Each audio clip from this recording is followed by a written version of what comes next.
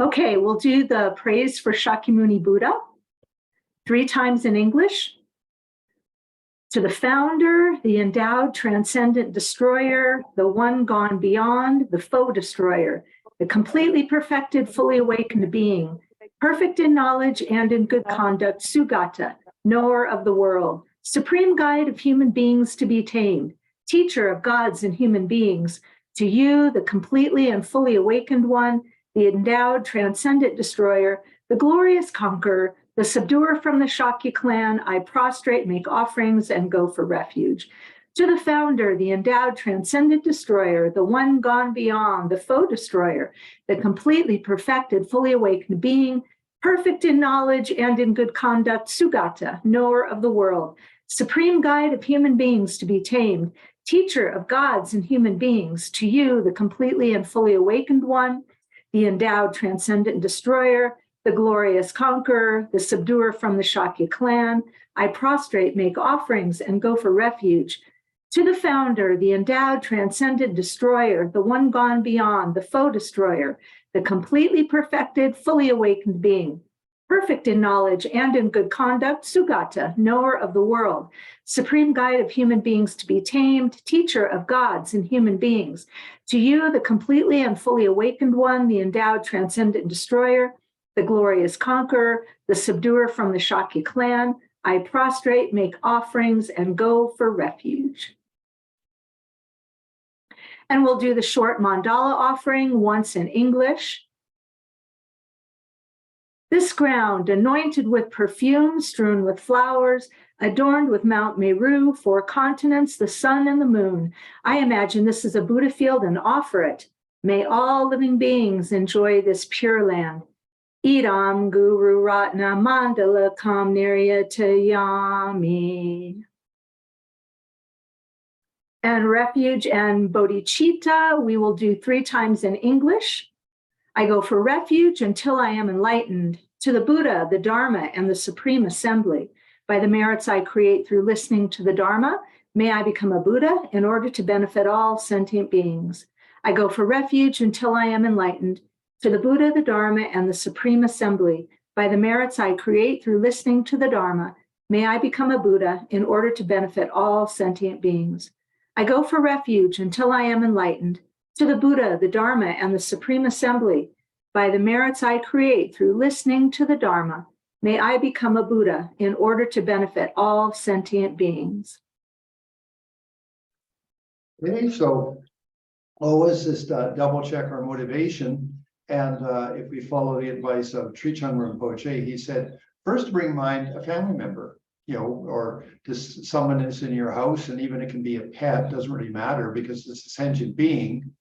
And then say, I'm attending the class for them tonight. And I would like to offer a more enlightened relationship. There's some very specific karma being created there, which is really important. And so with that, then we have the class on the spiritual determination.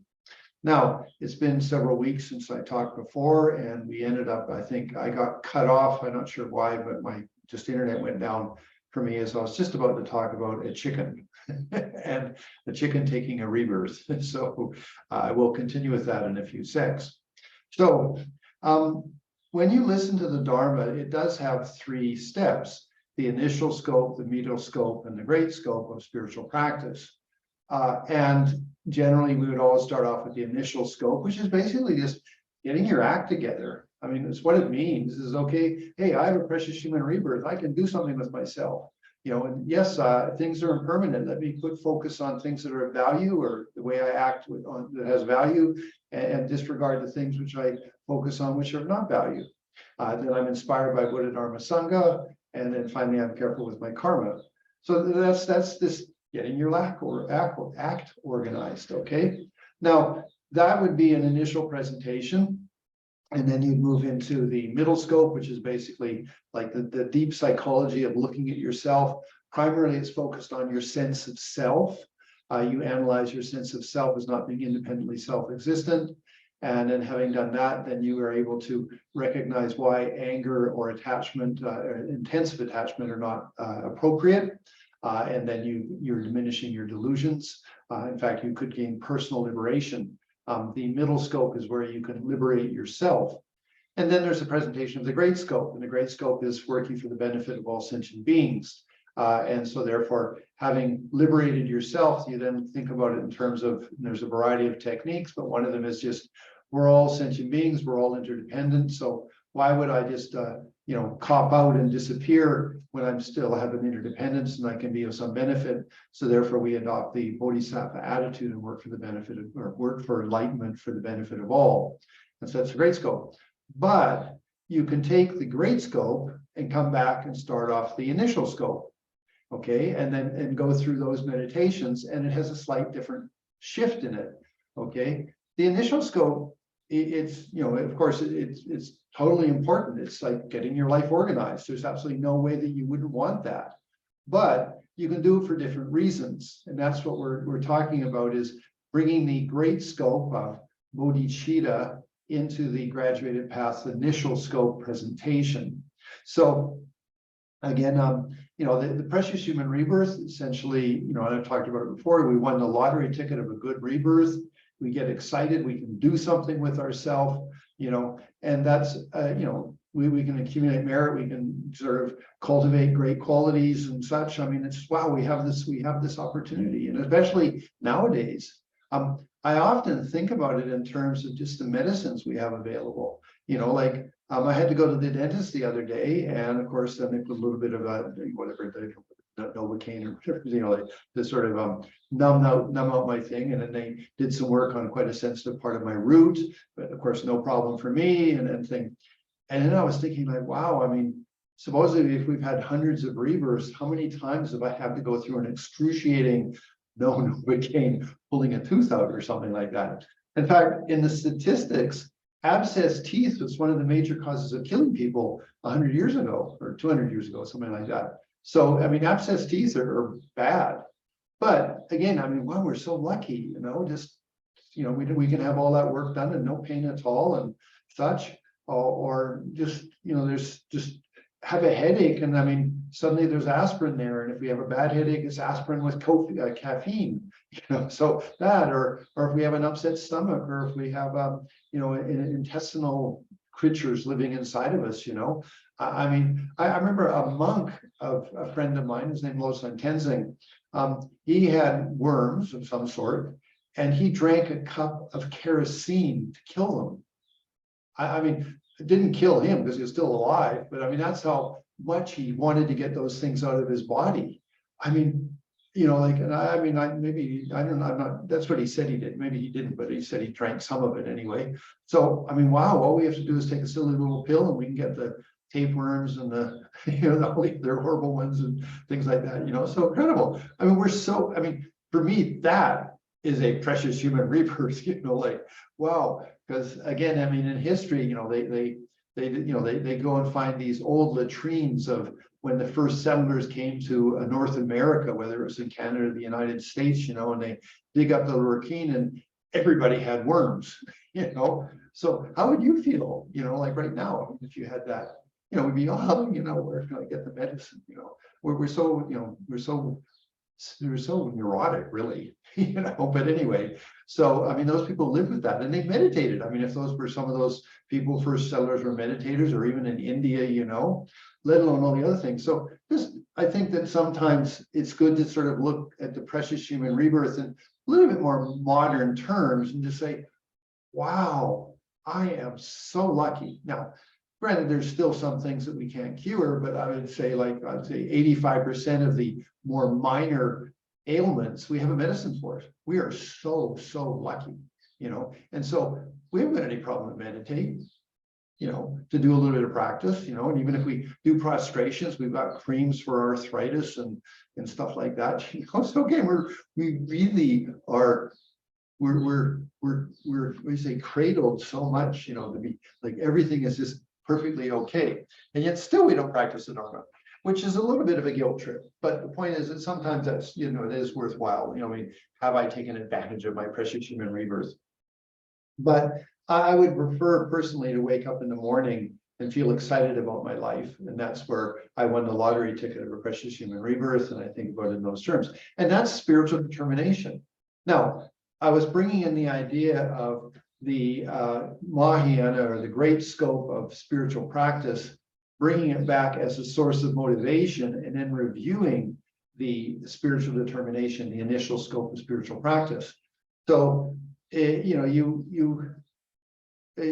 think the analogy, and again, we have a lot of different analogies to use in Buddhism. Some of them are quite cultural and relate to something that was maybe 300, 400, 500, 1,000 years ago.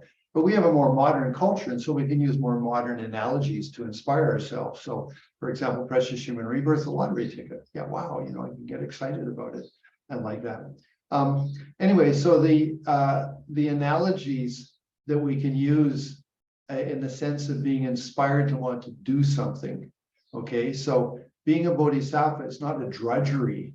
It's not like, I have to go and help other sentient beings. And of course we have then people that say, what about me? Our culture is so egocentric. Well, what about me? I need to be happy before I can help anybody else. Yeah, that's true. But you can still do it for the benefit of others. You can take care of yourself and eat well, and maybe not stress yourself. Don't get a nasty job where you're just sort of really, feel stressed about it and stuff like that. So yeah, take care of yourself, but do it for a good reason. Let's say if in your family, there was someone who was ill, and then you were also ill. Well, you do a little bit what you can for them, but you need to really actually take care of your own illness first. So you go out and you search for the medicines, and you find them and you take them, and maybe you have to do a week of some sort of purification or something like that. And then you can come back and fully dedicate yourself to the other family member who's ill. So that sort of what we're talking about is that you can do that with your practice. You don't need to say, I need to be helped first, Okay, yeah, well, take the medicine stuff, but do it for love. Do it for, I need to be stronger to help other sentient beings. I need to be in a good place. Now, again, medicine lasts for a week, so that's nothing. Curing an illness can take a week or 2 weeks or something like that, or maybe a couple of months at the most. But so working on ourselves might take 5 or 10 years. So there is a little bit of a difference on the time scale, but still you can bring up, the love for some family members and say, I'd really like to offer a more enlightened relationship. Haven't got much capacity right now. That's why I have to meditate a little bit more. Maybe I can't be fully available for them, but I want to be. And that applies just as much as when you're in the mountains in retreat. Not all of us go into big, long retreats. I did, but the thing is, just any of us who do, let's say, a retreat, and some people say, oh, you're just escaping from life, you need to be down here with the rest of us, hashing it out. Well, no, you can go in a retreat to develop really good stability in some of your feelings and thoughts and your spiritual intentionality. Have really good confidence in it. So when you do come back after, a 1 week, 1 month, or 1 year retreat, whatever it may be, you have great stability in the attitude you have. So you're not escaping. You're not running into retreat to escape life. You're mindfully walking to attain greater stability in an environment which has fewer distractions. So doing retreats of any length of time are for the benefit of everybody. It's not some sort of selfish thing. So anyways, there's the precious human rebirth Mahayana vision, whether you need to take care of yourself or whether you can start working to some extent with others, whatever the case. But hey, I won the lottery ticket and I feel excited about my life.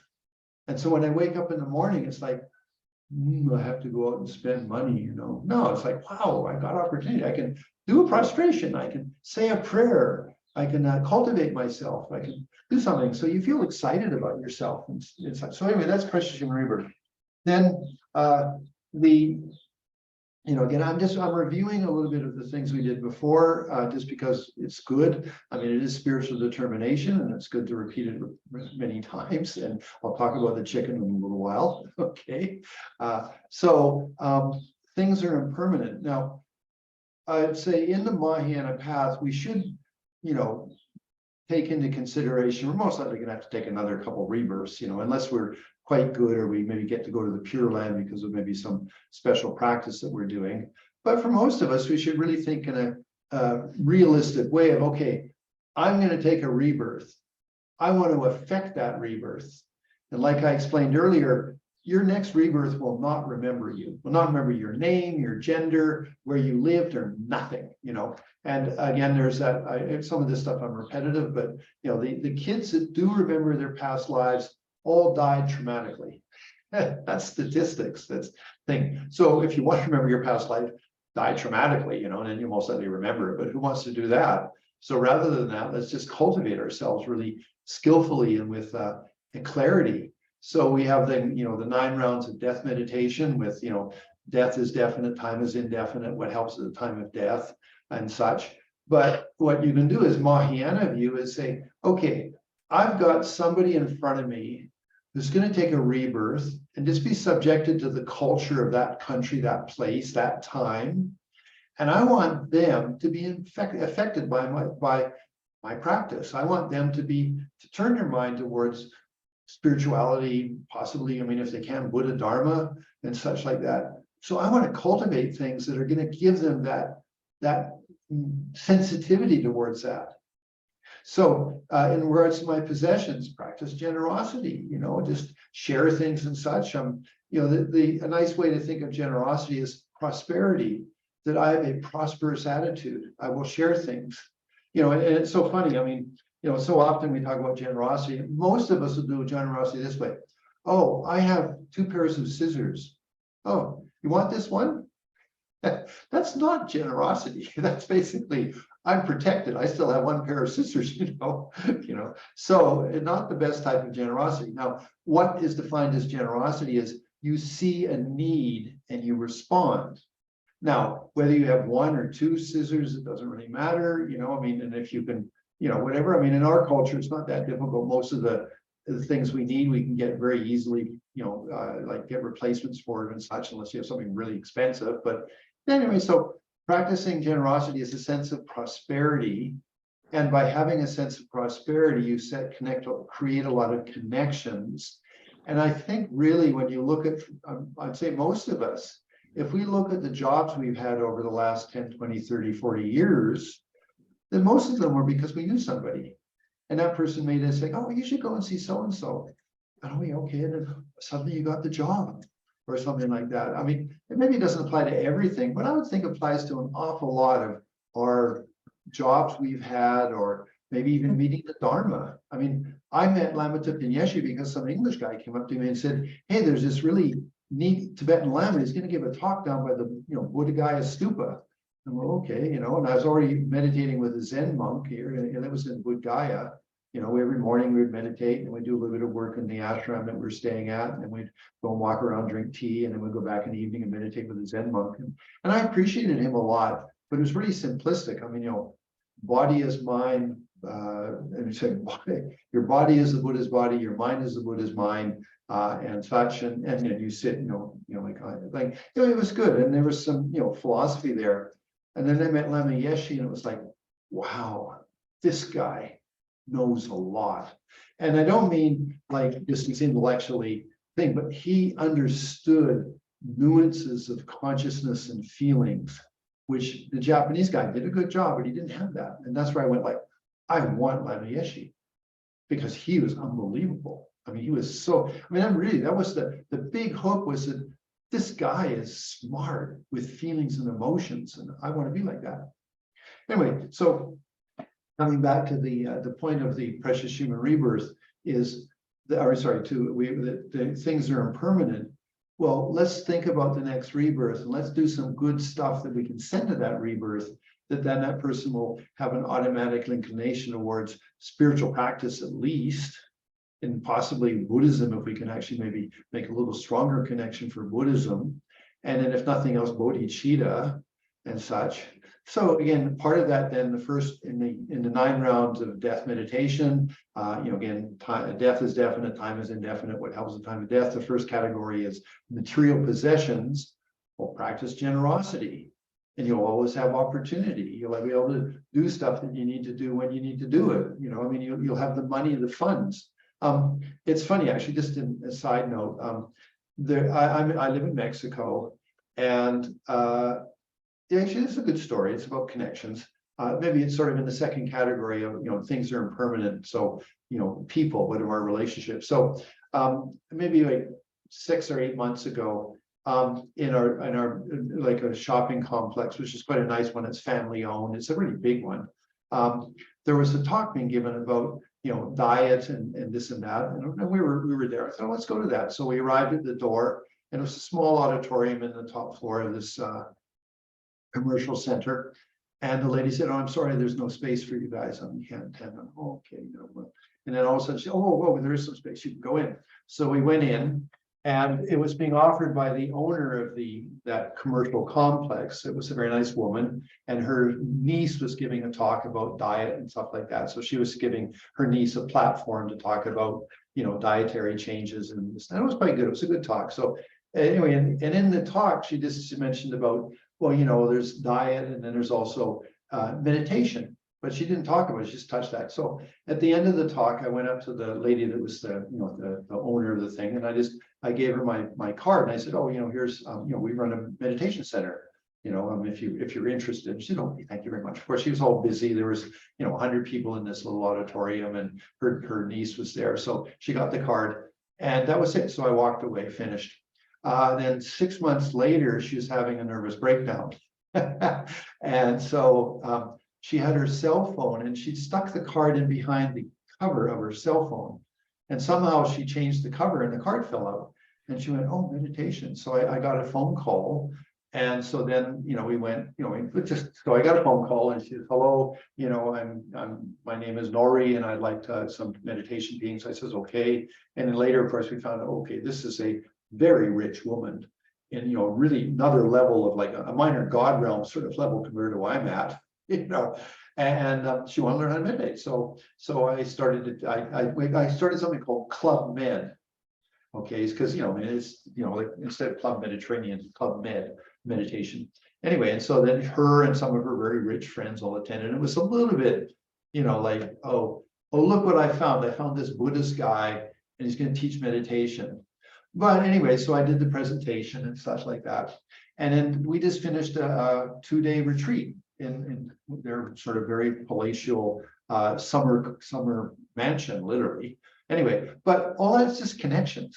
And that's my point. And I'm not trying to blow my heart. Hey, look what I did. I mean, it was like, that's another world. I don't live in that world.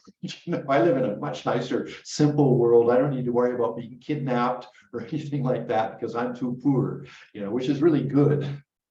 But it was, my point being is connections, being generous a little bit, helping other people. So that will create your next rebirth to have possibilities of doing things. And actually why I wanted to talk about what I did yesterday and such was because, boy, this person has a lot of money and she's doing really big things.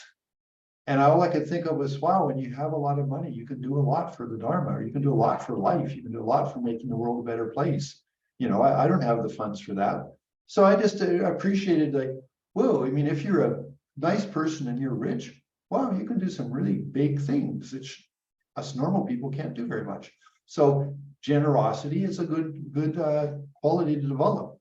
And maybe we're not going to be at that level, which actually I think would have more suffering than it would have benefits, but at least having some funds to be able to do some good things so that we can practice the Dharma well. So again, practicing generosity. So for my future rebirth, I would like that person to have some prosperity, good connections. And again, that's sort of the second category. It's not what I'm getting from people, it's what am I offering. So may I offer good energy? May I offer help, wisdom, compassion? I mean, there are the four types of generosity, which is material generosity, protection, wisdom, and I think teachings. Oh, no, that's wisdom. Oh, I can't remember right now. I'm sorry. Point being is that there is with people, create the karma of being helpful with wisdom and kindness and protection and such like that. And so therefore, in your future rebirth, you'll have that natural quality of being a helpful individual with friends and such, and you'll have a lot of connections and then maybe some good things can happen for you. So again, I'm talking about Mahayana view. If I'm going to take another rebirth, at least maybe set that person up to do well. May I send presents to them in that next rebirth that they can have a good situation. They can have prosperity. They can have good relationships with people that are positive and are not, doing negative things and such like that. And then finally, my body, it's not about the vanity I do, what I do to my body. I mean, take care of it, feed it well, groom it, things. I mean, that's just common sense, but don't overemphasize it. So again, that's the karma I'd like to send to that next rebirth. So in regards to the second point of things are impermanent, or I am impermanent, and my possessions, my relationships, and my body are all impermanent, that in that, then from the Mahayana point of view, let's cultivate the things which would create the future rebirth a nice bodhisattva. And if I'm really lucky and maybe make some higher realizations, maybe I can go to a Pure Land and continue practicing there. The point is at least I got to accumulate karma for that person to have a good situation. So again, Mahayana point of view, spiritual determination, and things are impermanent. So it's a little bit more constructive about it. Then we move to refuge, Buddha Dharma Sangha. And again, I always like to focus on the fact of the rebirths of Buddha Shakyamuni. And actually, I even like it, the fact that he took, 3 countless aeons of rebirths, because, he was dedicated. He had clarity. I mean, he managed to maintain his Dharma practice for 3 countless aeons. And then he became a crown prince and, had a wonderful situation, prosperity and intelligence and beauty and stuff. I mean, he had all those things, but then he had that lacking of the meaning of my life. I mean, remember in the story of Buddha Shakyamuni, his father didn't want him to become a Buddha, wanted him to become the ruler of India. And so his father made sure that there was no religious, philosophical material available for him, and that only everything was wonderful. So the father's idea was, my son will be so attached to having such a good life, a decadent life, and of course, no reason to look at the meaning of life. But what he did is he set his son up so perfectly to look for the meaning of life, because he had everything, and it didn't work. Anyway, so I mean that's just one perspective. I mean, we could say yes, he was a Buddha when he arrived, and he just did the 12 signs of showing the path and things like that, which is cool too. But I like to make him a little bit more human, that then I can relate to him and such. So whatever the case, refuge in the Buddha is our inspiration of all of the rebirths he took as a bodhisattva, cultivating himself, and an incredible admiration to Buddha Shakyamuni when he did become a crown prince, and then he gave it all up. Like if the son of Bill Gates suddenly said, "Hey, Dad, I have all these wonderful computer stuff and everything, but what's the meaning of it? What's the meaning of my life?" And he goes off and I don't know, becomes a Christian monk. Maybe becomes a Buddhist, okay.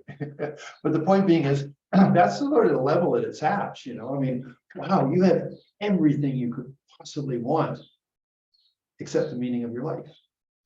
So that's sort of wow, the Buddha is really noteworthy and admirable and an inspiration. And of course, then the Buddha did travel the whole path. I mean, the more traditional thing is Buddha did go all the way to enlightenment, and he came back to offer us that information. So it's great. That's sort of, again, thank you so much, Buddha, for all of that you've offered us. May I practice sincerely. And of course, then the real protection is Dharma. And then, again, if we look at the teachings of all the Dharma, but then we're looking at a Mahayana point of view, which we just did with the Buddha. All those rebirths of Bodhisattva was a Mahayana point of view of Buddha. That helps our spiritual determination. So let's look at the Dharma. Well, there's all the teachings. I mean, incredible techniques and psychology and understanding. I mean, it makes Buddhism really, really special. But then of all of them, it's the bodhicitta. And again, if I encourage you to try to memorize the first chapter of Shantideva's Guide to the Bodhisattva Way of Life. But if not that, at least memorize a few of the chapters. So again, I mean, the first one is, just as in a dark, stormy night, a flash of lightning briefly illuminates all, so also the arrival of the Buddha just makes us aware of what is possible. A brief flash of lightning briefly. So like that, wow, we're so lucky that in the scale of time and things that we had the luxury of having the flash of a Buddha come and give the teachings. And It's not based just on faith, it's based on understanding and practice, and it's for the benefit of all sentient beings. Wow, so good.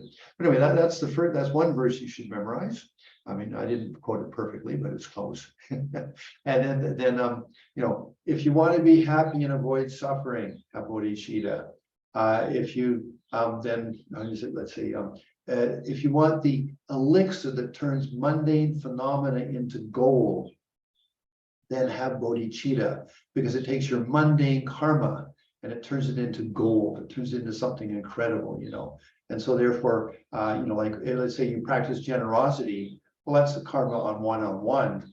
If you practice generosity for the benefit of all sentient beings, just as I offer this, $2 or $5 to some person on the street, may I have the ability to do that for all sentient beings.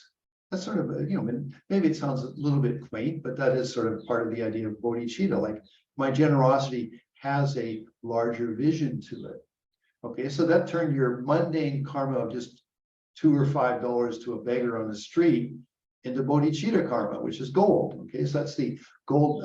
Turn mundane objects into gold. Then there's the just like an annual only grows once and then dies, whereas if you have a perennial, it will grow continuously and continuously produce seeds for more perennials and such like that. So karma, the karma from created with bodhicitta is like that. It's not like a one-shot plant. Yes, it'll produce some seeds, but the plant dies. Like a flower. Whereas if you have a perennial, like let's say an apple tree, well, the apple tree grows, produces apples, but then it keeps growing more apples, and then those all become more apple trees, and they become more apples. And so this is incredible expansiveness. That's bodhicitta. May I do something that's for the benefit of all universal sentient beings. The basis of my karmic activity is on the basis of all sentient beings. That's why it's called an ocean-like karmic creation. So there's the second one, but you should memorize that. And then the third one is that just as if you go into I'm going to paraphrase a bit, but if you go into a dangerous neighborhood, but you're with Superman, you don't feel afraid. So just as if you have lots of funky karma to deal with, but if you have bodhicitta, it's what will really protect you. So therefore, again, taking into consideration that the having bodhicitta gives you the best protection. Even if you're in bad circumstances, bodhicitta will be your best protection. Okay, then just as when the sun explodes, it burns all of the planets in the solar system. So also, if you have bodhicitta, it will burn all of your negativity, completely destroying it. That's bodhicitta. So there's lots of little verses there, and those are all. They're about karma, but they're about the attitude of bodhicitta creating karma, and it's all in the teachings of Dharma, which is what gives us the real protection from our samsara. So again, Mahayana point of view of the teachings is bring bodhicitta into your practice. Okay, so that's very, very beneficial. And then all the things you do, it's not just for me. If you did sit down and meditate on impermanence, okay, you don't just sit there and say, I need to be more detached. I should have a greater sense of generosity and things like that with my friends and whatever. So you have that thought. But then you think, well, I would like to be able to help others have that understanding. It's not just about me. May I help other people have a better view and a better appreciation of. I'm not going to evangelize, but if somebody asks, I'm going to be available. Whereas, if you're just doing it for egocentric reasons, like just me, I need to be free. I don't like being attached and manipulative and jealous and competitive. I need to stop all of that. Okay, so everything is impermanent. Okay, you can do that. Okay, that's okay. But then if you were to do it for like, hey, all of us need to be detached. We need to have a more generous attitude. Anyway, so my point being is that we can practice, take the Dharma teachings and apply all of the teachings with a bit of a bodhicitta motivation. And then of course, Sangha, again, that's a little bit goes back to the way we relate to people and we associate with. Maybe bring bodhisattvas into our life. May we have a Sangha community, and may I feel really good when I go to that Sangha community. That means is in your next rebirth, you're going to be attracted to people who have positive attitude. So again, a spiritual determination in a really practical way. I don't want to hang out with a bunch of people that just want to party all the time and do drugs or would drink or whatever they think, No, I want people with some meaning in their life who are doing something, meaningful and such. So anyway, again, the point being is what we want is Mahayana point of view with our Sangha. Okay. Then we come to karma, and of course, then basically it's just, as I said earlier, bring bodhicitta to all of the karmic activities you do, and wow, you're going to create really incredible karma. And again, I mean, just think of the great teachers and the great beings that have affected the world. That they have bodhicitta. Most, I think you guys are all Americans, but I'm a Canadian. And back in, I guess, the 1960s, I mean, you must have heard of Pierre Trudeau. Okay, I mean, he was really he was magical. I mean, I remember I went to a talk that he gave. And this is, I mean, I was maybe 16 or 17 years old. It was in Vancouver, and he was, the Liberal Party and Pierre Trudeau. But when I listened to him, I felt really inspired. Like, wow, because I mean, you could call it charisma, but what you really say is he had the karma to influence you and affect you and stimulate you and inspire you. That's karma. Okay, so if we have a good heart and we wish to benefit sentient beings and such, and we're feeling pretty turned on about our life and such, that's the type of karma that we want. And then in the next rebirth, our next rebirth person will have an enthusiasm about life in positive directions. That's great. I remember once, I don't know, again, in Canada, we have what's called I guess it's Governor General, I think it's called. But it refers to as a person who merely oversees what the government is doing and makes comments about it. So they're actually sort of what's called a humanitarian voice for the Canadian people and such. And it's an award given to people that have done a lot of good in Canada. So they're called I guess it's Governor General. I'm not sure the name anymore. But I remember I listened to there was a lady that had it for about 5 or 10 years or something like that. And when she gave her acceptance speech, it was just bodhicitta. I'm going to work for the benefit of the Canadian people, and Canadian people aren't all sentient beings, but the point is, the whole talk was about, may I help the world be a better place? May I help the Canadian people a better place? And again, I was like inspired, like, wow, that's very nice. So again, the accumulating karma, we don't have a voice that can influence people like that. But if we have bodhicitta in what we're doing, it will slowly manifest that way, and we will come with have that type of an influence and impact on others. Okay, so that again, something we would like to offer to the next rebirth. Okay, so in regards to the spiritual determination, in regards to the idea of the initial bringing, spiritual determination is generally recognized as the initial scope of spiritual practice. To that, bring a Mahayana motivation, the great scope of spiritual practice, to your initial scope, and see if there's a slight difference in how you look at those things. Okay, that's what I'm trying to introduce you to the idea of that. Because again, spiritual determination is, to be more spiritual, to practice the Dharma, however you want to phrase it. But in this case, we want to have it that it's got a very nice quality to it. Okay, so that's that. Now, I'd like to open it to questions and commentary. I did post graduated path in a few points.x, okay? And I posted that on the chat. Now, maybe I have to repost it because basically, let me do it again here. Okay, on my computer, because maybe if you log in late, it doesn't show up. Graduated path in a few points. Here, okay, here, I'm going to post it again. Could not be sent because it's currently in use. Okay, sorry, I got to close my. Okay, close that. Everybody, here we go. I'm just posting it a second time because maybe I have to. I'm not sure I have to, but I want to make sure that you can get it. It's just a nice simple way of looking at it. Okay, there we go. So there we go. A few points. I posted that there. Posted again, and let me open it up here in my Word doc so I can look at it. Now, there we have a precious human rebirth, impermanence, inspiration, refuge, karma, cause, and circumstances. Middle scope. suffering, but it's at sort of a deeper level of suffering. Like, I mean, yeah, what's really deeperly, what is more deeply going on inside of me that's making problems? Suffering, cause of suffering, delusions, principally misunderstanding. Remember, it's not ignorance. Again, it's just sort of your class on using the right type of words. It's misunderstanding. That follows on the Tibetan use of the word. It's rikpa or ma-rikpa.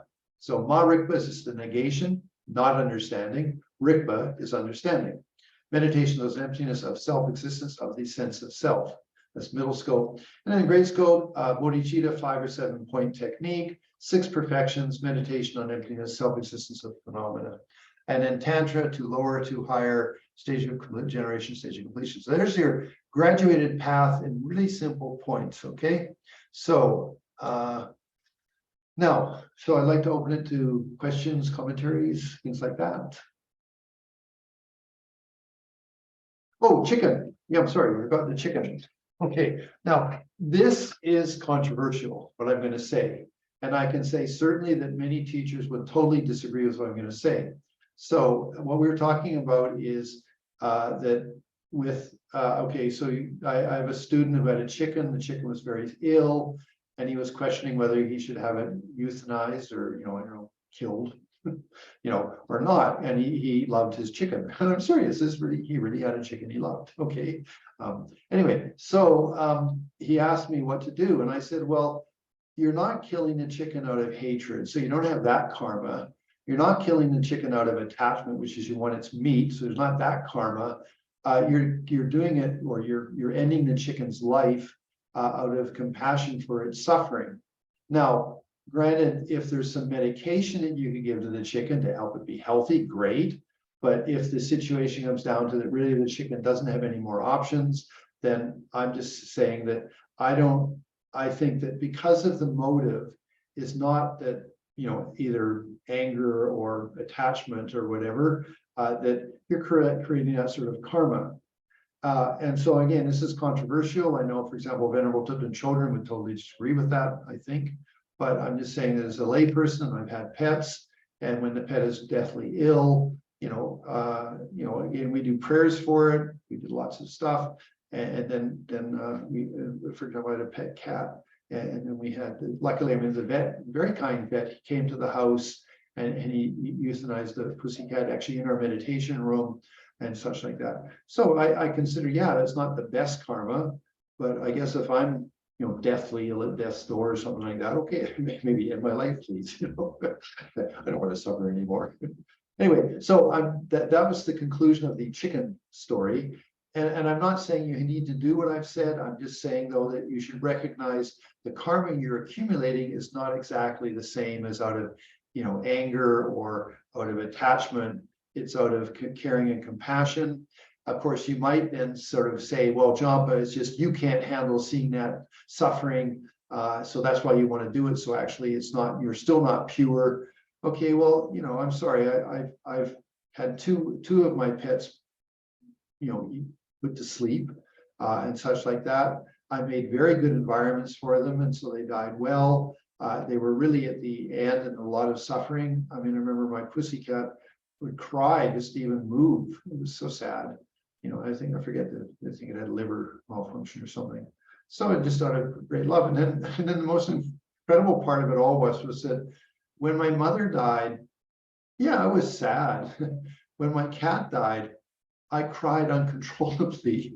I'm sorry, and I sort of think, how do I deal with that? Well, I think my mother was, she was a human, she had more options and possibilities. My pussycat lived for me.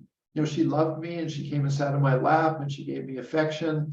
And so that's why I cried so much more for my pussycat than I did for my human. But again, this is a very controversial subject. I'm not saying what I'm saying is accurate Buddhism. I'm just saying, check up your motivation, and in that way, then it's not maybe it's not it's a type of karma, but maybe it's not a bad karma. And I don't know, in the United States and Canada, there is medically assisted end of life. It's the official name for it. And you need to see your doctor if you're really, really ill. You can get the doctor to then sign a document that says you're allowed to do it. Then the doctor will provide you with the medications that are necessary for that. And it's, a guaranteed technique. Compared to what was right to death, I think I had a friend in Seattle, and at this time, of course, this is not you could not do this and such. And so she got hold of the right to death, or I don't know what it was called particularly, and they gave you a list of things that you could get and stuff, and you'd get these things and you'd mix them up in a pudding and you'd feed it to somebody. But sometimes it didn't work. That was horrible, And I mean, there are stories of trying to help somebody die well and it turned into a horrible thing. Anyway, I'm a little off topic, but the thing, it is something that happens, and we are getting older, so it is something that might be something you think about. One thing Linger Poche said was, he said, you do want to die with a reasonable amount of mental clarity. Now, it doesn't mean you have to be totally, absolutely lucid, but he just said, if you were to die with, like Alzheimer's or something, where you really lose the focus and the meaning of your life a lot, then he just said, what's sad is because those things will become very dormant and not easy to wake up in the next rebirth, because you lived for 5 or 10 years with Alzheimer's. And so therefore, he wasn't sort of suggesting that we commit suicide, but the point is that he was just saying, try to die when your mind is still quite lucid. Now, I lived in India, and several times people died. Okay, so one of the situations was an old monk that lived, when I was in my 3-year retreat, we're up on the side of the mountain. We were a good 2-hour walk from the closest village of any sort and stuff on the southern exposure of the side of a mountain. And the old monk that lived in front of me, it was about, maybe 50 meters away in his little stone hut. He started fainting. And so I'd periodically chat with him. And so one day I was chatting with him, and he said, oh, I was cooking some food, and suddenly I just fell over and I fainted. And I guess it's the end of my life, he said. And so I said, okay, well, whatever. And he just got into his bed. He refused to eat, refused to drink. And a week later, he died. So that's basically self-created passing on. Okay. And I know his son used to come up and deliver food both to me and to him, to this monk. I mean, he was a layman, had children, and then his wife died, and then he became a monk, and he went into retreat and meditated for the last years of his life. And so one of his sons would come up the mountain and bring food for me and for him. So I never had to leave the mountain, neither did his father. But his son went to see Linger Poche and asked him about, well, my father is not eating food anymore. What can I do? And so Linger Poche did some definitions. He said, well, please get this medicine and make it available to your father. At a later date, I did talk with Linger Poche because he was within my boundary of my retreat. And Linger Poche said, oh, so-and-so, he passed on. I said, yes. He says, yeah. I said, his son came to see me. And there was, when I did the definition, the father was definitely going to die, but I didn't want the son to feel that he was incapable of doing something. So I told him to get some certain medicines that he would at least feel he did something to help his father in the last periods of his life. So anyway, I'm just talking about with the Tibetans, when they you could say it's called suicide, but they sort of they just decide, okay, it's the end of life. They stop eating and drinking, and you'll die within, I think 7 to 10 days or something like that if you do that. Anyway, so just some sharings and thoughts. So again, I'd like to open it to questions, thoughts, and commentaries. And again, you don't have to focus on that. You can focus on anything you want with spiritual determination. Okay, so if you want to turn your mic on and ask questions, I'm available. And I'm not saying I'm the best source of everything, but I'll help you as best I can.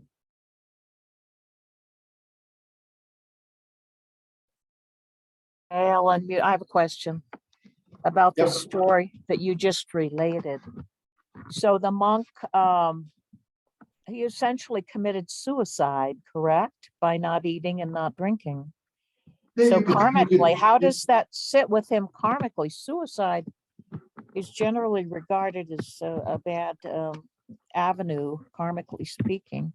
Well, I think there's a difference there in the sense that suicide is, like, I mean, you take a bunch of medication or you shoot yourself in the head or whatever. That's like that's something you're relying on, something that's going to do it to you. And that requires a certain type of attitude and thought. I mean, like, committing suicide with like, it is suicide is basically a determined activity which involves substances and such. In this case, when we have in English, I mean, he gave up the ghost. He just decided to stop living. And I mean, he was fainting. He lost, energy. And he just says, okay, I'm going to pray and meditate. So you might say he just pulled the plug on being able to stay alive. And he did it with a lot of prayers and meditations and stuff. So I mean, you could label it as you wish. I would tend to think that in his case, he just said this, I'm at the end. I'm still got some capacity. I can say prayers. So I'm going to pull the plug. Thank you. Okay. In Canada, one of my older friends just literally 3 weeks ago had, medically assisted end of life. And she had a severe cancer, a lot of pain. And she just said, okay, well, I'm going to do it. So she took the decision. Now, again, that was, it's not like, I don't know, it's subtle in the sense of the way you're thinking about it. Like, I want to kill myself. That's one thing. Or, I'd like to end the situation. There's a little bit different karma, slight variables on that. Now, it is, I don't know, I mean, again, I don't know. I mean, I think when I get old and if I get pretty pathetic, I will most likely stop eating if I have enough consciousness about it. And that's the way I will go. And I will not consider it suicide. I'll just consider I'm going to take another rebirth.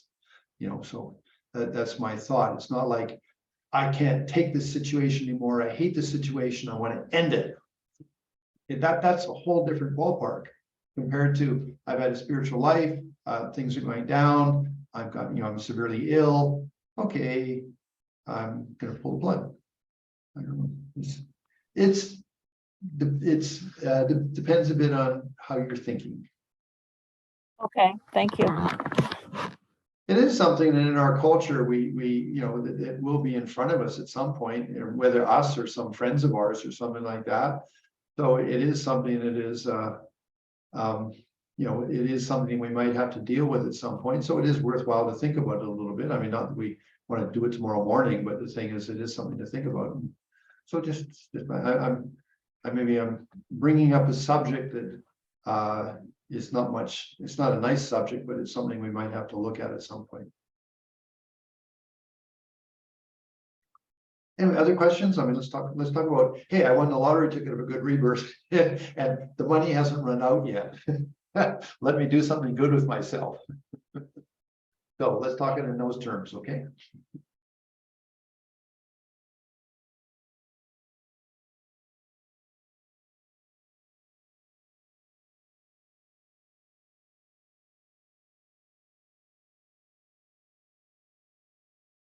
You're all deep in thought and contemplation. That's good.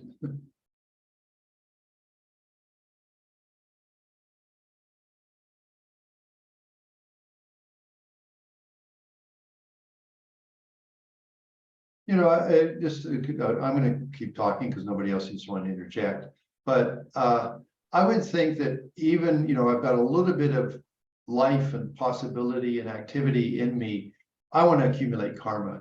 So one thing that I've been trying to get somebody to bring me a prayer wheel from Nepal. Okay, but it's the hollow one. Okay, and then I'm going to fill it up with, I don't know, whatever prayers I have, or you can get microfiche ones or something. And maybe there's people that are making them in the United States, but I want to get one that's about this big. And this is what the Tibetans do. And I saw this, is that they make a wooden stand, which then they put it in, they can sort of mount it in. And it's a fairly big one. Like I say, it's about maybe 12 inches or 14 inches long and maybe about 10 inches round. But at the bottom of it, they put a little sort of like a U shape, and they put a leather strap to that. And so even though they're lying in the bed, they pull the leather strap and the thing spins. And so maybe they're ill, they're not much capacity, but they're sitting there and they're I mean, again, if you go to Dharamsala, and this is when I was there, I mean, nowadays it's a big commercial center. This is McLeod Ganj where the Dalai Lama is. It's full of stores now. But when I was there back in the 70s, all the older people, they'd all walk around the Dalai Lama's palace, even if they had to do it really slowly. That was definitely what they did. Or they'll go up and they'd be sitting on the street and they'd just have their little prayer wheel and they're spinning their prayer wheel and they're saying prayers and they'd be entertained by what was going past them and stuff like that. So their life was really, you could say it was a fully sort of spiritual environment that they had. And, I mean, you'd see a woman maybe in her 80s or 90s, just, bent over with, osteoporosis or something like that. And she'd be walking around the Dalai Lama's palace, which took a good hour, but every day she'd do that. And that was like, veneration of the Dalai Lama. And then there'd be prayer wheels on that pathway, so I mean, I don't know, here we have quite the same environment. Maybe if your Dharma center, like if you have a Dharma center that has prayer wheels and things, you can walk around the Dharma center and spin the things on the outside of the wall. That's something you could do possibly, or even, I don't have a big problem with churches, but I interpret it as being a spiritual place. And I also look at God as basically not the way Christians interpret it, but the way that a Buddhist would look at it, that like there is omniscient consciousness, it has universal love, but it's not the creator. And so I walk around the cathedral, why not? I mean, it's something spiritual, and at least I want that much in my life. And I sometimes think I'm in Mexico. So damn it, if I'm going to be born here again, well, at least I'll be born into a good Catholic family and maybe meet Buddhism after a while. Just being, that we really want to, like, depending on what our environment offers, try to be positive and constructive in that, which brings to mind, there's a story I can share. I lead 10-day retreats down here in Mexico, and I've been doing it for about 15 years. We used to do a couple a year, now we just do one a year because I'm getting old. But we did it for about 4 or 5 years at a Benedictine monastery that was close to San Miguel Allende. And I can't remember the name of the little village, but it was actually a full-blown Benedictine monastery with about 10 Benedictine monks. And they were in silence, except for the abbot who would talk to you and stuff. But they had, a certain thing that you could rent. And we'd have like up to 20 people attend our Buddhist retreats. And so the Benedictine monastery, accepted us because it was a means of income for their monastery and such. And so the first year we did it, they were a little bit stiff because, here we're Buddhists and they're Christians, and I had to, I'm the teacher. So I sat up beside the abbot. There was a big U-shaped table, really massive, in a big room, and all the monks on one side and all of us Buddhist meditators on the other side. And then the abbot and I up at the sort of head and stuff. And then they would do prayers to Santa Maria and then to Saint Benedictine, a very nice sort of chanting, not really long. And then we would do Tibetan thing, because they said, well, if you want to make we're part of the dinner thing. So they said, well, do some prayers with us if you have prayers. So I took the prayer, Lama Sangye, Lama Cho, Edition, Lama Genindi, Kukijebo, Lama De, Lama Nema Chobabul, that, because it's really beautiful. I mean, it's Lama Sangye, Lama Cho, Edition.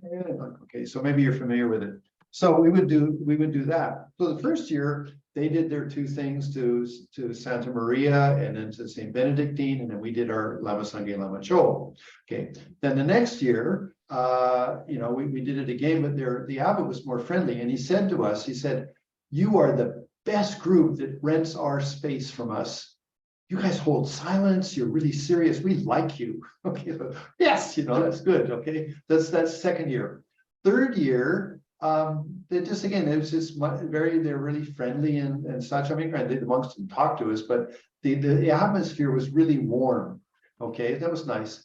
And then in the 4th year, the abbot said, "Look, you do your prayers with us," because of course it's mostly Mexicans, and there's some Americans and Canadians that attended these retreats, but there's mostly Mexicans. So they would do the prayers in Spanish with the Benedictine monks and stuff. But then the abbot said, well, we've never done your prayers with you, so please supply the prayer for us and we will chant with you. So in the 4th year, we all together did Lama Sangha, Lama Cho, Lama Gedi. Very sweet, you know, and stuff. And so we did it, I think we did one more year, 5 years with them, just once a year. And then they said it was too difficult. He said that the spirituality of Mexico, even though it's very strong, has lost a lot of power. So he said that when a young person or a person comes to the monastery and says, I'd like to be a Benedictine monk, we accept them, and they have to surrender their cell phone. They can't have a cell phone. And he said that most of them, they'll come, they say yes, you know, we're very devout, they surrender their cell phones, and then 4 days later they run away. He says, I've lost so many young men that can't give up their cell phone. Okay, but that's one thing. But when one of the retreats, I think it was the 3rd one, there was a Jesuit monk who was staying with the Benedictine monks, and they're very educated, and they even do Zen meditation, some of them. Anyway, and so one day he came to me and he said, I'd like to talk with you, because it was in Spanish, so my wife was the translator. And he said, when I was 12 years old, I had this dream that I was walking up a golden set of beautiful stairs. And I arrived at the top, and there was lights and flowers floating in space. And there's this incredible, beautiful golden Buddha. And I was just so moved. And I went, wow. And then I woke up from the dream and I said, oh, that was incredible, but I'm Catholic. And he went off and became a Jesuit monk. Anyway, whatever. So, but then I jokingly said to him, I said, oh yeah, well, that's nice, you know, and then it's good you're a monk, you know, but hey, you couldn't escape Buddhism. We came to your monastery. Anyway, so that's just stories for you guys, okay? Now, the big thing though is not talking about the end of life things and stuff like that, which is controversial and it's something very personal, but let's just talk about our Dharma practice. That spiritual determination is really important. It's what gets us up in the morning with enthusiasm. We won the lottery ticket of a good rebirth. Let's take advantage of it. Even if I can't do much, I can still do something, you know? Okay, so that's precious human rebirth. And I want to send some really good karma to that next rebirth who won't know me, but I want them to have some really good karma about practice. And when they see a Buddha statue, they go like, ooh, that looks interesting, you know? And stuff like that. So that's the karma that I want to send forward. And then, you know, the being careful with my karma, having bodhicitta, you know, and I mean, I'm sure we all know there are altruistic people in the world that are not Buddhist, but they have bodhicitta. So even if I was not to meet the Buddha's path in my next rebirth, may I definitely please have altruism in my heart, you know. So those are just some thoughts that I'd like to close this session with, okay? So that's pretty much it. Nobody seemed to want to ask a question.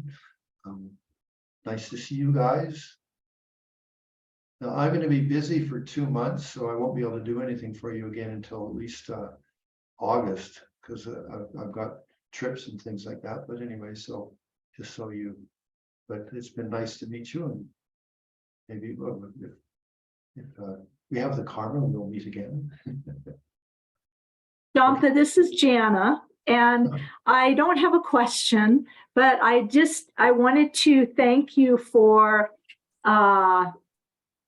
reframing, you know, these topics in a different way, because it's very interesting and very relatable, and will give me a lot of different ways to look at it. And I'm very grateful for being able to hear that presentation.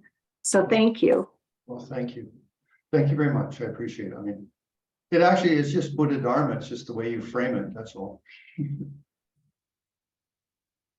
Good. Yeah, I agree. It was nice to, it's why I appreciate having new teachers for our group, because all of you frame things in just a slightly different way. And I find it to be very stimulating, really. So thank you. Yeah, what is it they say with every Buddhist teacher is a different Buddha Dharma. Good. Okay. Thank you, Jhampa, for your inspiration and sharing of your life experiences and including your experience with Lama Yeshe and all. Just appreciate it. Yeah, the reframing is appreciated. It's Thanks, Bill. yeah. Appreciate that. It used to be William, so now it is Bill, so it's nicer. Bill, actually, yeah. Well, yeah, Willis is my, legal But Bill it's nickname, yeah. it's impermanent. You are Bodhisattva Bill. What?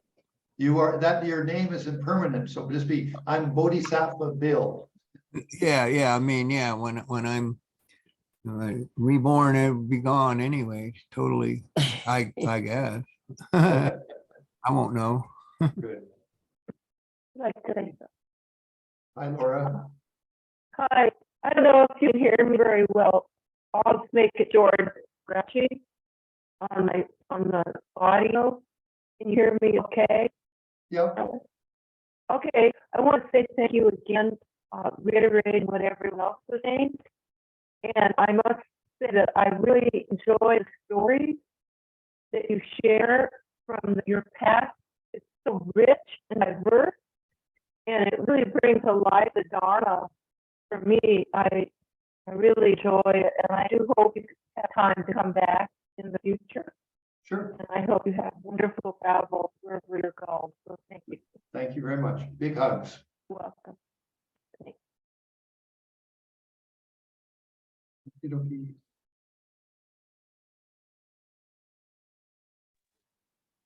Shall I share the dedication prayers now?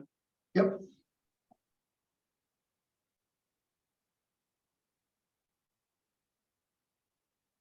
Okay, with that, going, when you dedicate though, it's really just an affirmation of our motivation. And so we really sort of invigorate motivation. Due to the merits of these virtuous actions, may I quickly attain the state of Guru Buddha and lead all living beings without exception into that enlightened state. May the supreme jewel of bodhicitta that has not arisen arise and grow, and may that which has arisen not diminish but increase forevermore. The wish granting, wish fulfilling jewel, the source of every single benefit and happiness in this world, to the incomparable kind Tenzin Gyatso I beseech, may all your holy wishes be spontaneously fulfilled.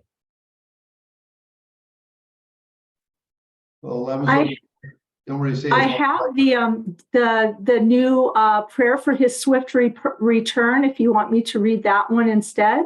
Sure, that would be good. Okay, let me grab it.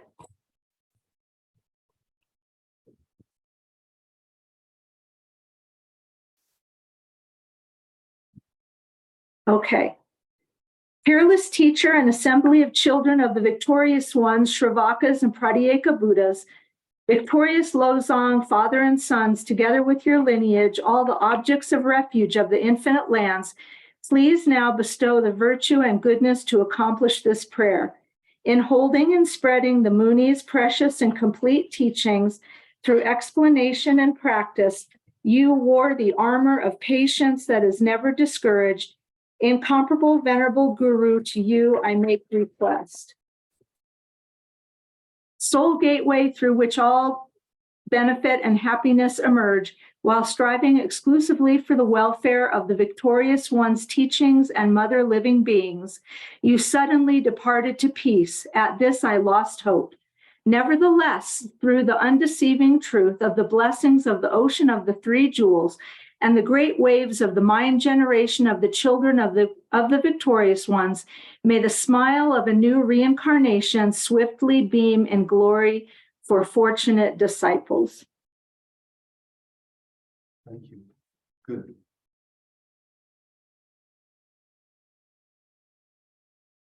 Okay. Venerable One, to you whose kindness exceeds that of all the conquerors, for those wandering in the far off places, especially the West, mindful of your loving concern for us, in intentionally descending again into a family of a far distant land, we make this request, O Lama, please, please live long. Very good. Okay, so anyway, nice to meet you all. If you want to email me, of course you can, and I'll reply. I mean, sometimes I'm a bit busy, so it might take a day or two, but I'm happy to reply if you have questions. So big hugs, take care. Hope the spring is becoming nice in your area. The tulips and the daffodils are coming up or whatever. Okay. All right, Okay, thank so thank you very much. Thank you, Thank you. Jhampa. Thank you, Jhampa. Thank you so much.